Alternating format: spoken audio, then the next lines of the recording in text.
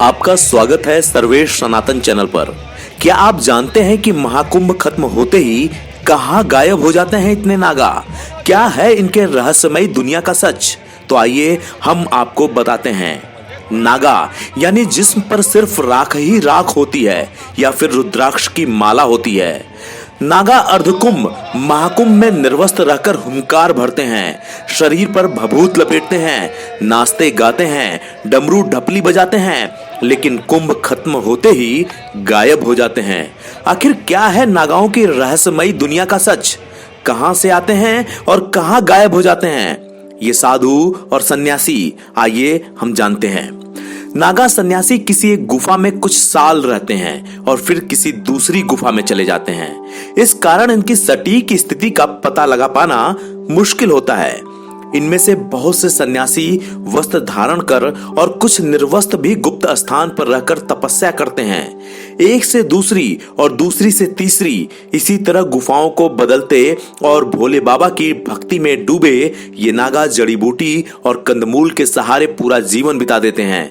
कई नागा जंगलों में घूमते घूमते सालों काट लेते हैं और अगले कुंभ या अर्धकुंभ में नजर आते हैं। नागा साधु जंगल के रास्तों से ही यात्रा करते हैं।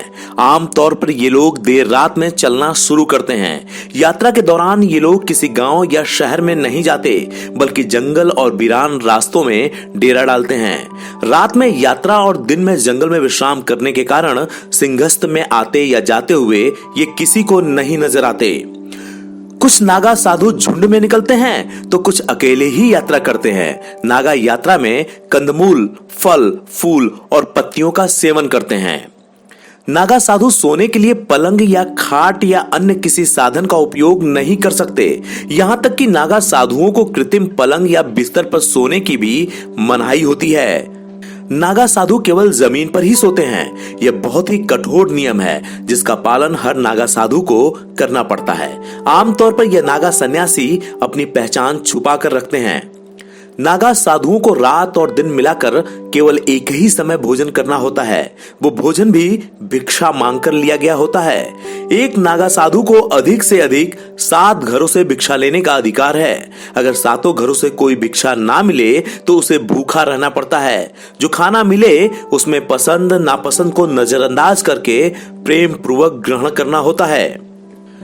साधुओं के अखाड़ों की परंपरा के अनुसार यहाँ अखाड़ों का एक कोतवाल होता है। जब दीक्षा पूरी होने के बाद नागा साधु अखाड़ा छोड़कर साधना करने जंगल या पहाड़ों में चले जाते हैं तो ये कोतवाल नागा साधुओं और अखाड़ों के बीच की कड़ी का काम करता है। जब कभी कुंभ और अर्धकुंभ जैसे महापर्व होते हैं तो ये नागा साधु कोतवाल की सूचना पर वहां रहस्यमयी तरीके से पहुंच जाते हैं।